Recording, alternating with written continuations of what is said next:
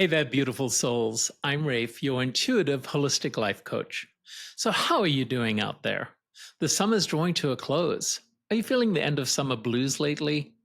Or maybe you're just feeling like something is a little off or something is missing in your life. Well, if you're feeling this, you're not alone. Stress, anxiety, depression, and fear, wow, they're just part of everyday life nowadays. We're living in a time where these feelings are on the rise, and it's not just because the news is full of a constant stream of doom. There's media, society, politics, and let's not forget our dear friend social media. It seems like nowadays, many of us think we have permission to just say and think whatever is on our minds and put them in the comments on somebody else's content. You want some proof? Just look in the comment section of any content that anybody has put out there, and you're going to see some pretty nasty comments. It's sad to see it. I have a friend who made a video that showed a teenage woman in the video, and he was telling me that he was worried about how she was going to deal with all the nasty, negative comments that would inevitably be made about her. We read more and more about this impact and the impact that it's having on our kids and our teenagers, and yes, we are trying to do something about it. Okay, so I want you to try this. Think back to when you were born, when you were a tiny little baby laying in the crib. Do you remember that? I didn't think so. You see, when you're a little baby laying in the crib, you are just being. No goals, no worries, no Instagram filters. And guess what? That is our natural state.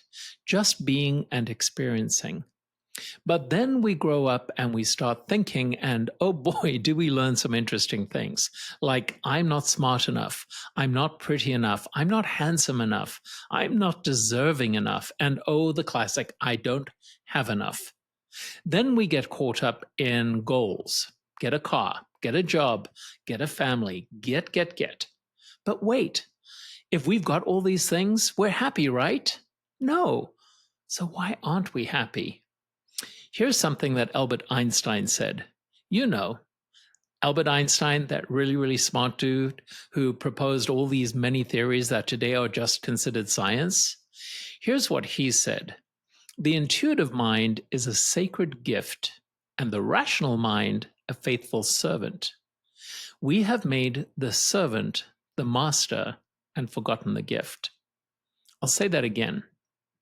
The intuitive mind is a sacred gift, and the rational mind a faithful servant. We have made the servant the master and forgotten the gift. You see, he knew that we've forgotten how to just be, how to experience, and how to just be happy. We've let the rational mind, the thinker, the planner, the to-do lister take over. But what about that intuitive mind, the one that's all about feeling, sensing, being? The ancient Greeks believed that there were three kinds of love: romantic love, which we're very familiar with, the kind that we have found ways to talk about in literature and movies, and to desire in our own lives. We believe that romantic love is something that we should look for. It's also really wrapped up in sex, isn't it? In fact, unless you're talking about family or your romantic interest, you don't really talk about love, do you? It's easy for us to imagine love for a father, love for our mother, and obviously love for our children. And it's really easy for us to imagine falling in love with a sexual partner.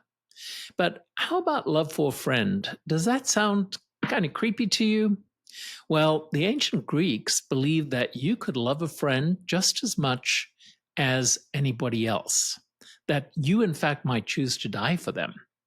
They also believed in another kind of love, the unconditional love for humanity, which was very much connected to spirituality.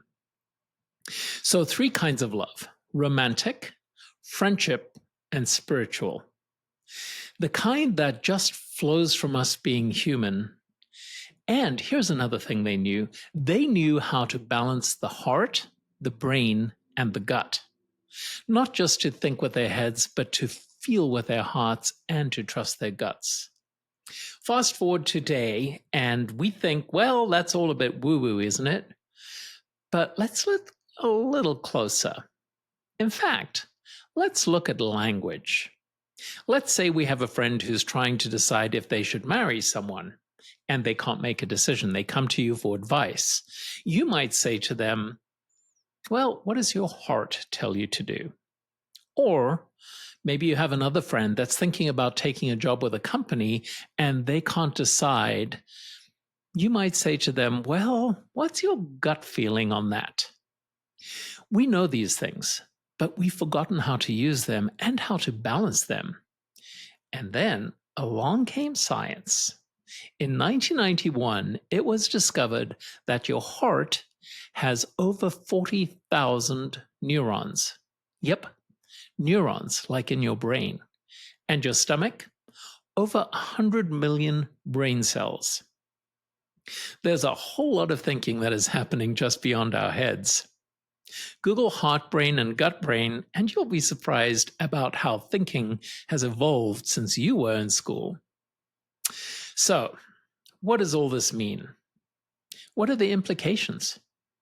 How do we bring back balance? How do we undo the programming? How do we learn to just be? How do we learn to be in the flow? How do we learn to discover, to rediscover what's missing? That, my friend, is the question of the day for you. What do you make of all this?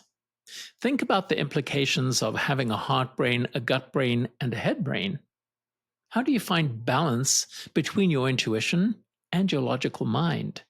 How do you get out of your head and into that being state, that state of flow? Well, I can tell you that it starts with being present in the present moment. Try this. Find some time where you're able to set aside technology, stop the doom scrolling, and find a place in nature. Just sit in the present moment. Don't think about the past. Don't think about the future. Just notice what's going on around you. Notice how nature is just nature. And then notice your heart and notice your gut. Ask them what they're thinking. It's not the full answer, but it's a good start. And if you're really curious to explore more of these questions, join me in October for a magical 10-week journey. I have groups that will be meeting online and diving deep into finding that balance between heart, head, and gut. Learning to undo all of that programming and learning to be authentic, learning to be our authentic spiritual selves. It's time to reawaken that sacred gift. If you want to find out more, visit my website, which you can find on this YouTube channel, and then click the links to the Intrepid Woman and the Queer Collective, or just reach out to me.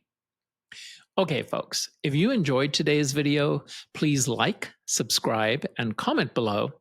I would love to hear your feelings, your intuition, and your logic. Or what do you think about all this? Try not to be too nasty, okay?